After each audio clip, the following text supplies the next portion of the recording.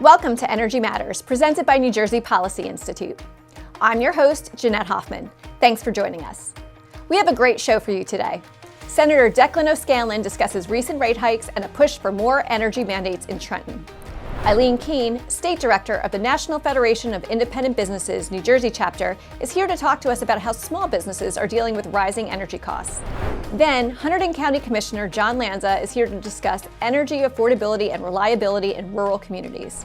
But first, Mayor Jason Cilento, President of the New Jersey Conference of Mayors and the Mayor of Dunellen, is in studio to talk about the energy challenges facing New Jersey's local leaders.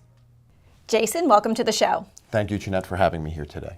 Thanks for being here. So, one of the biggest issues in terms of energy policy for your organization and for local communities is the restoration of energy tax receipts to local governments. Can you explain what energy tax receipts are and why they're so important to local communities? Yes, thank you for the question. Energy tax receipts is the broken promise the state keeps giving. For over 100 years, municipalities have collected taxes for the utility companies to use our right-of-way, such as poles, water, sewer utility. And so historically, municipalities used to set their own rates. And it was all across the state. We had our own rates and utility. It was all over the map.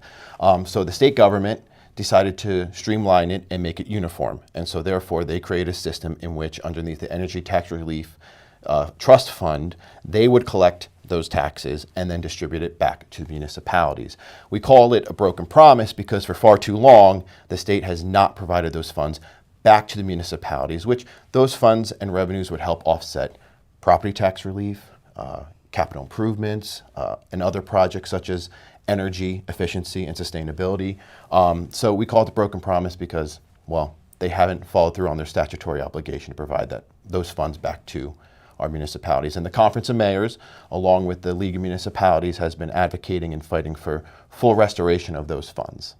Sure. So to that point, how has this long-term diversion of energy tax receipts impacted local budgets, such as, you're the mayor of Dunellen, Yep. and a mayor's ability to invest in essential services or keep property taxes down, because they just keep going up and up in New Jersey? Well, yes, unfortunately they do. And as the Conference of Mayors, like I said, we've been advocating for the full restoration of those funds. And how does it impact our budget, as you said? For Dunellen itself, since 2001, we have less $5 million of revenue from the state that they're statutorily obligated to give to us. So that is money that can go to, as we noted, offset property taxes. It can go towards capital improvements such as road improvements, sewer utility improvements, stormwater improvements. When these funds don't come back to us, we still have bills to pay at the local level. We still have to pay for those services, police, fire, capital improvements. And the lack of those funds really puts a damper on our budgets. I mean, at the end of the day, you can only split a pie so many times. And unfortunately, with less of those funds, you have to go to the taxpayer, or you jeopardize quality of services. Who are you firing to maintain, a flat budget if you can? So those funds are needed. And I mean, it's since between 2008 and 2018, statewide, the state is estimated to have not provided $3.5 billion back to the municipalities. In 2025 alone, it's almost $1.5 billion. Wow. Yeah, and as the Conference of Mayors and with the League of Municipalities, in 2023, we're able to advocate and get $75 million back in restoration. And then in 2024, we're able to get $150 million. This year, 2025, well, we got UNGATS. So, and those figures, 75 million, 150 million, sound great to the average person. But you compare those dollars to $1.5 billion alone in 2025, it's a drop in the bucket. And then those dollars are spread amongst 564 municipalities. The dollars don't go that far. Yeah. And again, this year, we got nothing. Yeah, and that's billions of dollars that New Jersey taxpayers have nothing to show for it. So, exactly. And costs keep going up and up in New Jersey, as you know. So I want to pivot to energy costs. With rising energy costs across the state of New Jersey, do you believe that mayors are being adequately included in discussions about state-level energy policy that are directly affecting your communities? Well, I would lead with this in saying I'm glad that myself as a mayor, and I know my membership as mayors, we don't face the burden of setting those energy bills. That's true. Because, as you know, they've gone way up. And it's really a burden, and it's unfair to our constituents because they get it both ways. They get it by, as the consumer in their home, they're paying that bill, and they're also getting their property tax bill because as municipalities, we still have to pay the energy bills, you know, so they're getting it both ways. And I think the way that we as mayors can come to the table is making sure we have a seat at the table as those decisions are being made, because for far too long, local government has been absent of those conversations before those decisions have been made. So we as the New Jersey Conference of Mayors are advocating that we have a seat at the table before those decisions are made. Yeah, so in what ways can mayors play a more active role in shaping and supporting local energy projects? There's so many things that are being discussed right now, such as natural gas, solar, battery storage, microgrids, to ensure that, you know, our grid is resilient, energy is affordable, and all these plans are community focused. Yeah, I mean, there's energy, distributed energy resources, such as using landfills for solar panels or natural gas, and other methods of energy resources. Mayors can play a role by working in cooperation with state policymakers. The state can help make things easier, and municipalities can help make things easier through having conversations and legislation, and demanding that as these projects are being promoted by the state, that we demand resources back to helping fund them, such as energy tax receipts. There you go. They could support the funding of some of these projects. But as the New Jersey Conference of Mayors, we support local control, and I think it's up to each municipality to make their own decisions on how they support energy projects such as microgrids or some of the other things that we discussed about.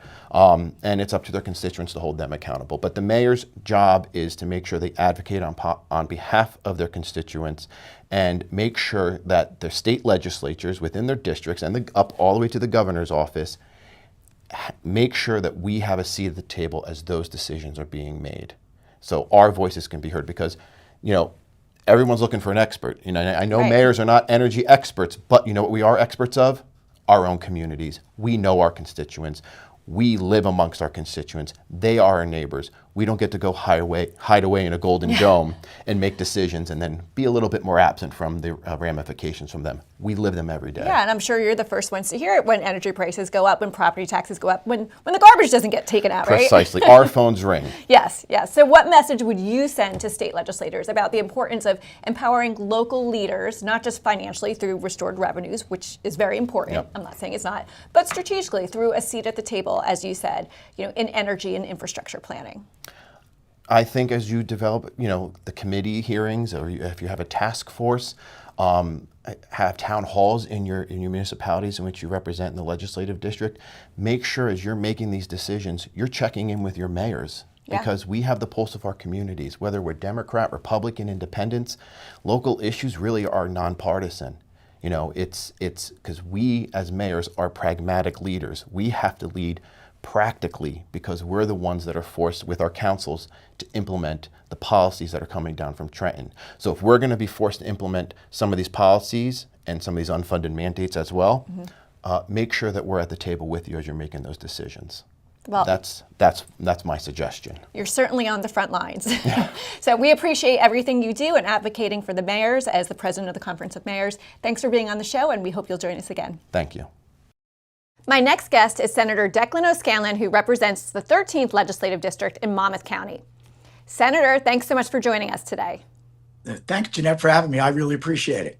Yeah, Talk no about problem. important things. Lots to talk about today. So a couple different things I want to unpack with you. You've been really critical of the Murphy administration for shutting down clean natural gas and nuclear plants here in New Jersey. Now, as a result, we're paying more money off the grid for imported coal-generated energy.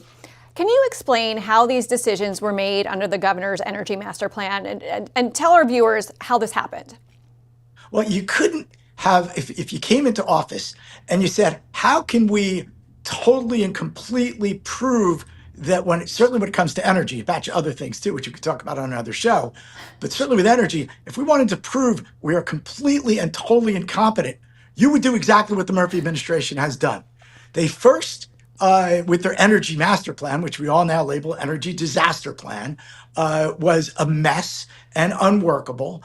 Then they put all our eggs in one basket with wind, which I look, I'm not a dumb guy, but I'm not brilliant. Back of the envelope calculations told me early on it didn't look like it was viable. Turns out it was a billions of dollar boondoggle and put New Jersey further back away from ensuring its energy supplies. Then they celebrated the closing of clean energy plants here in New Jersey, making us a net importer of energy. We're an exporter before. So yes, the net result is we're paying a lot more money for dirtier energy from outside the state of New Jersey. And now on their way out, they want to prove one more time to really put the exclamation point on it all. We are really incompetent. They now have this crazy bill that would, again, try to manipulate the markets into delivering 100% clean energy. It's insanity. And the voters of New Jersey have to wake up. Hopefully they will now that they're looking at their massively increased energy costs. There's a lot more of that to come unless we turn this ship around. Yeah, and those energy bills have gone up 20% or even more in some cases. People are showing me their energy bills and they've gone up like up to 30%. But speaking of those bills, there are some politicians, and you know some of them, who are blaming PJM, the energy grid operator, for those higher energy costs. And they're saying it's because they didn't allow green energy onto the grid. And after a recent PJM auction, rates are set to increase another 5% next year. Break that down for me. Is PJM really to blame here? PJM has no incentive to drive up costs. PJM has no incentive to keep projects out of the pipeline. PJM's mission is to make sure we have reliable, continuous energy supplies at the most reasonable cost possible. They do auctions to make sure that happens. The reason why it takes longer sometimes to get green energy projects onto the grid is because they're a lot less dependable. The sun don't shine, the wind don't blow, you got no juice. So PJM's mission is to ensure reliability at the lowest cost. And they have done that. Could they maybe increase the speed at which they approve things? Maybe marginally. So let's say that PJM is responsible for 3% of the cost increase. The other 20%, 27% or so, you dump right in the laps of New Jersey Democrats, the governor, legislative leadership. But if you look, here's the credibility of the claim that PJM is responsible. The Democrats actually accidentally leaked a memo some months ago that was their plan to blame everyone but themselves, to deflect blame for the increased energy costs and the scary energy scarcity. They actually put it in memo form. We have to blame everyone else. They know it's their fault. They just, there's elections coming up. They want to fool the voters one more time into keeping them in power. Hopefully they will not fall for it. Yeah, but it seems like the Murphy administration is doubling down on the green agenda. And they just recently said, as you pointed out, that they want to pass legislation to mandate 100% clean energy by 2035 during the lame duck session, which to me seems like that's going to only increase energy rates. So my question to you is, what do they consider 100% clean energy? And does this mean we'll see more rate hikes? And will legislative leaders actually back this plan? Well, look, rules, regulations, and restrictions, whether they're sound or not, increase costs. There's just no question. You put restrictions on business, put restrictions on supplies, you mandate certain sources of energy, you're going to pay more for them, no question. Then you get to the wisdom of all this. Again, the Democrats, Governor Murphy and Democrat legislative leadership has proven over and over and over again, literally, that they have no idea what the hell they're doing when it comes to these issues. They need to just stop and hope that smarter, more sane, more open-minded people will come in and lead New Jersey going forward. To try to do this bill on the back end, which they're planning on doing in lame duck, right after they've convinced voters to vote for them one more time, is insulting. and voters should not let them get away with that. They can look at their energy bills. They can look at the fiscal shape that New Jersey in. It's a disaster. These people are leaving us bankrupt from an energy perspective, from a fiscal perspective. Our public health insurance is hundreds of millions of dollars in the red and falling apart. That's going to cost taxpayers. It's a mess. And energy is just, unfortunately, the tip of the iceberg, the tip of the transformer. So what would your recommendation be for New Jersey voters when they're hearing this, that this bill could possibly pass in lame duck and have all these mandates on energy, possibly an EV mandate, possibly banning natural gas, all of these things? What would your message be for the average New Jersey resident who is seeing these skyrocketing bills, month after month? Vote for a Republican for governor and vote right on down the line for the Assembly Republicans. That would send a great message. Look, the voters did send a mixed message to Democrats in power the last cycle or two, where they rewarded them with either maintaining their power or increasing their power despite all these warning signs. Voters need to wake up. Democracy counts. Your votes count. Send the message to Trenton Democrats that they've seen through their incompetence and they're not going to tolerate it anymore. If we vote to keep Democrats in power, and this isn't even, it sounds partisan, but it's really a matter of competence. They've proven they're incompetent. We cannot continue to let these same people, and Mikey Sherrill will be a continuation of this leadership. We can't let them continue to be in power. It will be a disaster for taxpayers, for ratepayers. We've got to turn this ship around, and the voters have the ability to do exactly that and send that message. Well, Senator, we always appreciate your candid conversations, and we hope you'll join us again on Energy Matters. Thanks so much for joining us. Thanks, Jeanette. Appreciate it. Anytime. Coming up next, we'll talk to NFIB State Director Eileen Kean about the issues impacting small businesses, and Hunterdon County Commissioner John Lanza discusses energy reliability.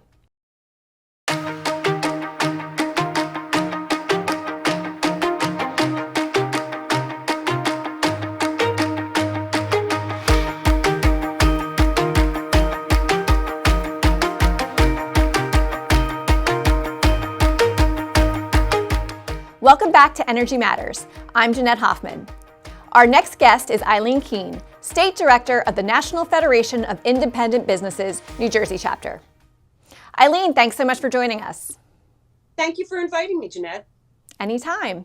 Well, first tell us a little bit about how small businesses are being impacted by the recent electric rate increases, and how does their burden differ from that of a larger employer? Being a small business person in New Jersey is very tough because we are the most expensive state in the country to do business. Any change in cost to run that business, unfortunately, must get passed on to the consumer because the profit margin is limited. So in many ways, these cost increases are a double whammy for customers because they're going to be hit twice. Not only are they hit with the cost of their own homes, but they're hit for paying for the service, paying for the goods that they are getting from the small business. So I think the big difference between a small business, most of my members are under 15 employees, and a larger business is it's harder to spread that cost when it's a limited market. Yeah, and so with that being said, what trade-offs are you seeing your members have to make when energy costs are rising like they are right now? Well, for some businesses, it means that they were hoping to hire another employee. They can't hire another employee. And what is the backbone of every small business? It's the owner. It's the family running that business. And it generally means increased hours and just an increased personal energy level to keep your shop running. Yeah, and in recent years, there's been legislation to ban gas heat, ban gas stoves, other appliances, both at the state and federal level, mandate electric vehicles, all these kinds of things, and mandates on small businesses. How would these mandates and bans impact New Jersey small businesses and their day-to-day operations? NFIB has consistently gotten out in front of such mandates in opposition, in opposing. And I think really that's what's wrong with Governor Murphy's recently announced push for clean energy, 100% clean energy by 2035. It's impossible. Certainly, what we need to do in New Jersey is change the meaning of what is clean energy, because what small businesses need and what works for New Jersey is a diversified energy base, right? We need gas-fired plants. We need nuclear. Sure, some wind and some solar work, but we've really got to spread our footprint, and we can't be relying on just wind as an answer to the future, or just solar to get us where we need to be. Yeah, and those technologies, as you said, are also weather dependent, so they're not always reliable. Talking about affordability, we know New Jersey is one of the most expensive places to do business. We have the highest taxes in the country. We have a very difficult regulatory burden, and now we have these skyrocketing energy rates. So what can lawmakers do to make energy more affordable for small businesses in the Garden State? Well, one of the things that lawmakers have been looking at, several of things, it's taking the wrong path. There's talk now about deregulation on generation, and that won't work, because when there is deregulation on generation, the burden goes to the ratepayer. And I think for anything lawmakers do, they have to look at the burden on the ratepayer. Companies, private companies, the generators, we need those companies taking the risk for new generation and therefore new transmission. You can't put the burden on the ratepayer. And I think that's really the most dangerous obstacle right now, because when you look at this legislation, this idea of, let's deregulate, let's pull out of PJM, you're really not looking at the burden of the ratepayer. And so what do small businesses want the gubernatorial candidates to know going into this next election? Because we will have a new governor, whether it's Mikey Sherrill or Jack Ciattarelli. What is the message from small businesses to these gubernatorial candidates? We need new transmission to come online quickly, but we realize it can't be done overnight. So we need a thoughtful plan that calls for diversity and the importance of gas-fired energy, and also the importance of nuclear energy, because nuclear has to be part of the future in order to keep the lights on, because we want to keep our lights on. This push to just electricity does not work in New Jersey. Just electric cars does not work in New Jersey. We want diversity. Yeah, and especially as rates keep climbing in New Jersey, it's certainly going to make things very much more expensive. Well, thank you so much for being the voice of small businesses in New Jersey, Eileen. We really appreciate having you on. We'll talk to you soon. Thanks, Jeanette. Bye-bye. To talk about how energy costs are impacting rural and suburban parts of the state, I'm joined by Hunterdon County Commissioner John Lanza. Commissioner, thanks for joining us. Oh, thanks for having me, Jeanette. Anytime. Well, I'm sure you've heard about the recent rate increases from your constituents this summer. As a Hunterdon County Commissioner, do you believe that affordability has taken a back seat in New Jersey's current energy planning process? I do. I actually don't think affordability is considered at all. It's almost like a religious type of ideology that's taken over this administration, where there are ideas that are thrown out because they sound good and they feel good, but in practicality they don't work. And that's what's coming down on all of my constituents now. Yeah, and compared to other New Jersey counties, Hunterdon County is significantly more rural. So how do these recent electric rate increases impact Hunterdon County residents compared to other ratepayers in the rest of the state? Although I don't know the difference between how we get hurt relative to others in the state, what I can tell you is that this is a very timely subject. We just had our electric cooperative, so it's Hunterdon County along with 20 municipalities, and we together did a reverse auction for a 2-year contract for power delivery. And even though we were able to save 25% over the rates that JCP&L was offering to everybody, we still wound up year over year paying an 18% hike. And if you've got 21 governmental units together, pooling their purchasing power and getting the best deal you could possibly get by way of a reverse auction, and you're still paying 18% more, other people have to be in really bad shape. Yeah, that's a difficult problem. So that being said, do you think that Hunterdon County residents and local officials such as yourself, they've had enough opportunity to voice their concerns about this affordability crisis and the direction of the energy master plan with the legislature and with this current administration? I don't think that our people feel heard at all. I don't think we ever have. Every time there's a natural disaster, every time there's a major storm, we are the last to get delivery of restoration of power. And I understand the issue. It's that you're looking to get the most people in the shortest amount of time, and rural areas are left last. And I think mostly that's an infrastructure problem. The power infrastructure in the rural areas of the state is ancient, needs to be replaced. I don't think that the BPU has wielded the stick enough over the utilities to update that. And these rates continue to go up and up and up. And what are we getting in return? Nothing, or less than nothing. Yeah, and that's interesting you should bring up infrastructure, because we're hearing a lot of talk about energy supply capacity and reliability as it relates to our energy grid. So do you have those concerns about our grid reliability during peak usage periods like heat waves, winter storms?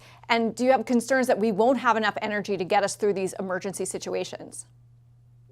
We always have that concern. And again, especially when you have an infrastructure problem, and I think we can identify it correctly as a problem, especially out in the rural areas where the power companies are always looking to restore us last.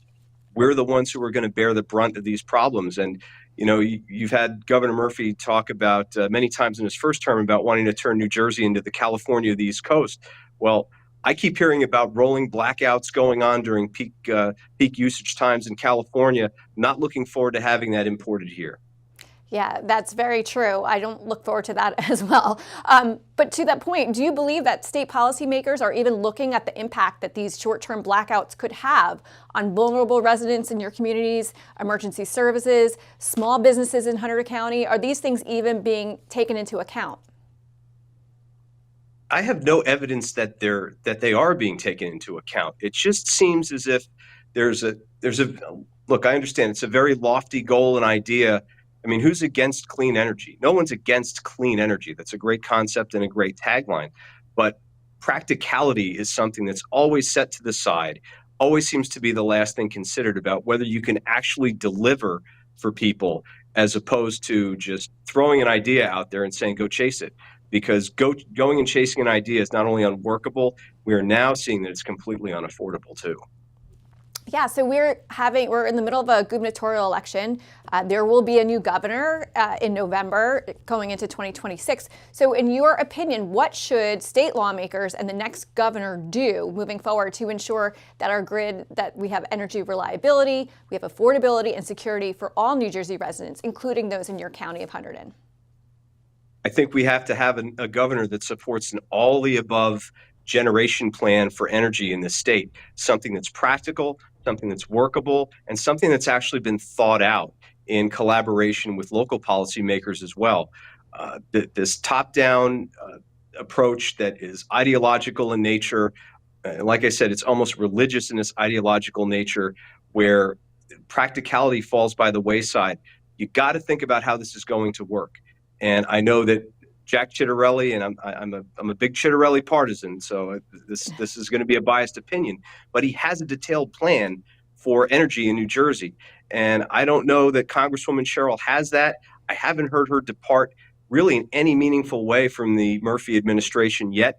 That may change as the campaign goes on, but more of the same is not going to work out very well for our people here in Hunterdon County or anywhere else in the state for that matter. And to your point, the Murphy administration seems to be doubling down on these green energy mandates. Just the other day, Governor Murphy said he's looking to pass clean energy legislation to mandate clean energy 100% by 2035. Now, a lot of people are saying that's simply not feasible to do all of these things that he wants to do and to ban, any sources of carbon. So, what should residents be concerned about going into, the lame duck session? If you think your power bills are high now, just wait. And that's presuming that you can even get that to your house. So we have to be very vigilant as citizens of this state that we have elected officials and policymakers in place who are practical and are understanding that people are struggling as it is. I don't know what anybody has bought over the last 5 years that doesn't cost anywhere between 30 and 50% more than it used to. There are a lot of people struggling in the state, whether it's with higher property taxes, higher costs of living, and this just adds to it. We have to fund our governments in the county by way of the most regressive tax that there is, known as the property tax. So if you were making a lot of income last year and you paid X in property tax, if you have no job this year, you pay X plus something in property tax. It has absolutely nothing to do with what you're earning, what your cash flow is. And so there is an affordability crunch in this state, and power bills, property taxes, all the things that the state government has a little bit of, more than a little bit of sway over, they're going up. They're not containing it. And that's a problem, and that's squeezing ordinary people in the state. And that's why we have to be a lot more practical when we're talking about solutions to our energy problems here in this state, because people are getting squeezed, and there's going to come a point where they get sick of it and they start throwing everybody out who's been in control. And maybe this time around in the gubernatorial and assembly elections, that may not be a bad thing. Well, affordability is certainly on the top of everybody's list this election. Thank you so much for coming on the show and talking to us about energy. We look forward to seeing you soon. Thanks, Jeanette. That does it for today. I'm Jeanette Hoffman. Thanks for watching.